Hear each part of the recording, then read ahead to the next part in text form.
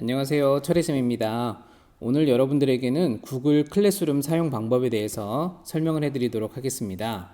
구글 클래스룸에 가입하기 위해서는 일단은 먼저 구글 계정을 가지고 있어야 됩니다. 여러분들이 구글 계정이라고 이야기하는 것은 화면에 보이는 것처럼 골뱅이 gmail.com이라고 하는 끝에 이렇게 gmail로 생성이 된 것을 구글 계정이라고 이야기를 합니다. 그 다음에 여러분들이 구글 계정이 있는 상태에서 클래스룸에 들어오게 되고 클래스룸에 들어와서는 수업 코드를 받아서 강의실로 입장이 가능합니다.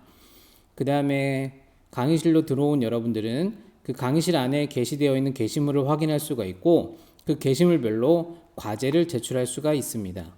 그러면 대부분의 학생들이 구글 클래스룸을 이용해서 수업을 하는 경우들도 있겠지만 클래스룸이 사용 방법을 모른다라는 가정하에 여러분들에게 영상으로 설명을 해드리도록 하겠습니다.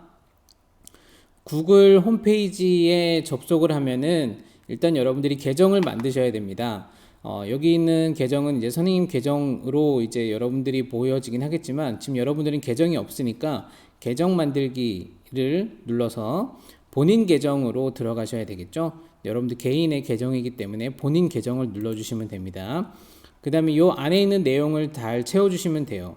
근데 이 안에 있는 내용 중에 사용자 이름이 바로 여러분들의 아이디가 되겠습니다.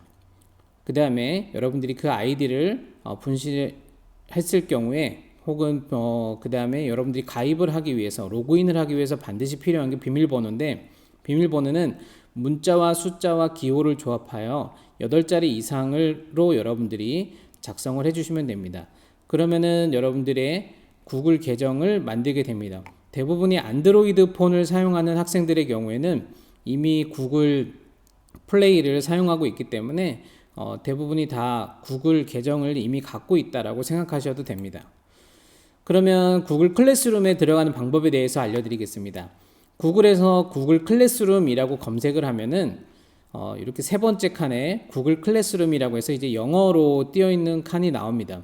영어로 쓰여 있는 곳을 누르게 되면 당연히 이제 구글 클래스룸에 이제 들어가게 될 수가 있습니다.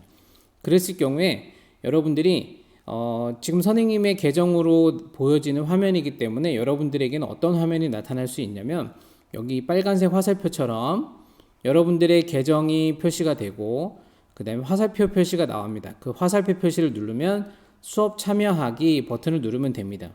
수업 참여하기 버튼을 눌렀을 경우에 여러분들이 반드시 입력을 해야 되는 것은 수업 코드라는 것을 입력을 해야 됩니다.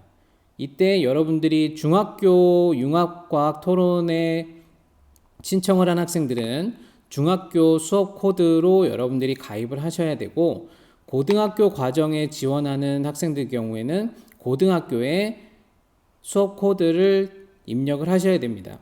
그래야 중학교 클래스룸에서는 중학교에 관련되어 있는 전달 사항들이 전달이 될 거고 고등학교 클래스룸에는 고등학생들에게 관련되어 있는 내용들이 전달이 될 거기 때문에 여러분들이 서로 헷갈리지 않게 가입을 하시는 게 되게 중요합니다.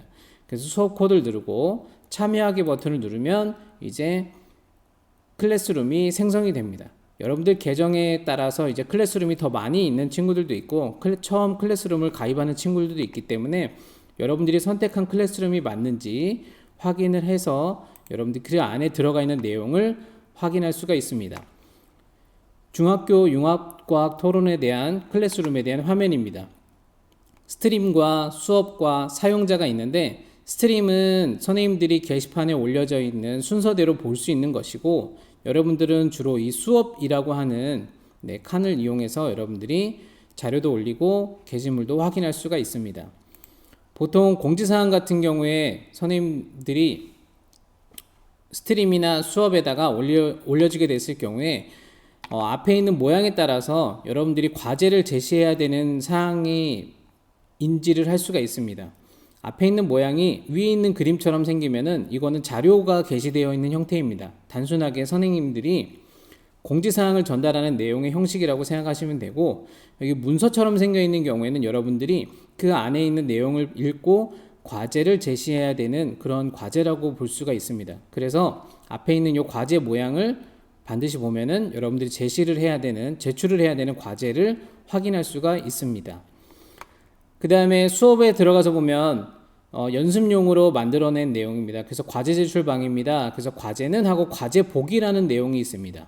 그래서 과제 보기라는 칸을 이용해서 여러분들이 과제를 제출하게 되는데, 과제를 제출하는 내용이 보여지는 게시판은 아까 앞에서 말씀드린 것처럼 이런 문서 서류판 형태의 모양이 되고, 사전 자료는 구글 클래스룸 사용법이라고 단순하게 여러분들에게 안내사항으로 나가기 때문에 과제를 제출할 필요가 없어서 모양이 다르다라는 걸 여러분들이 눈으로 확인하실 수가 있습니다.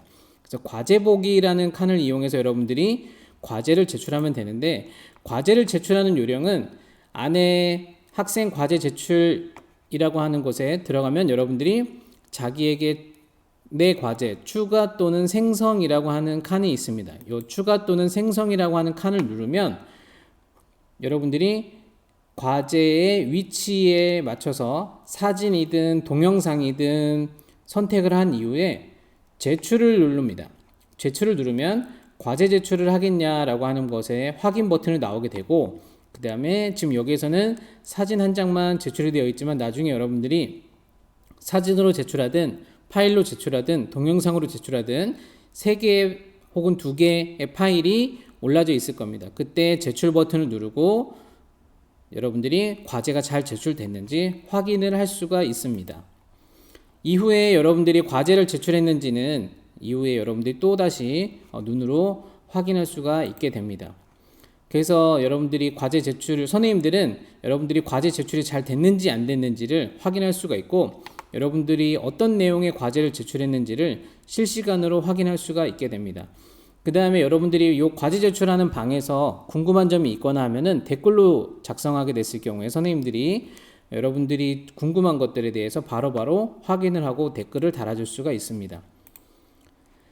온라인 융합과학 토론에 임하면서 여러분들이 구글 클래스룸에 올라오는 공지사항 및 안내사항을 필히 정독하고 활동에 참가하셔야 됩니다. 네, 이상으로 구글 클래스룸의 사용 방법을 여러분들에게 설명을 마치도록 하고, 궁금한 점은 게시판이나 공지사항 게시판을 이용해서 여러분들이 질문을 올려주시면 됩니다.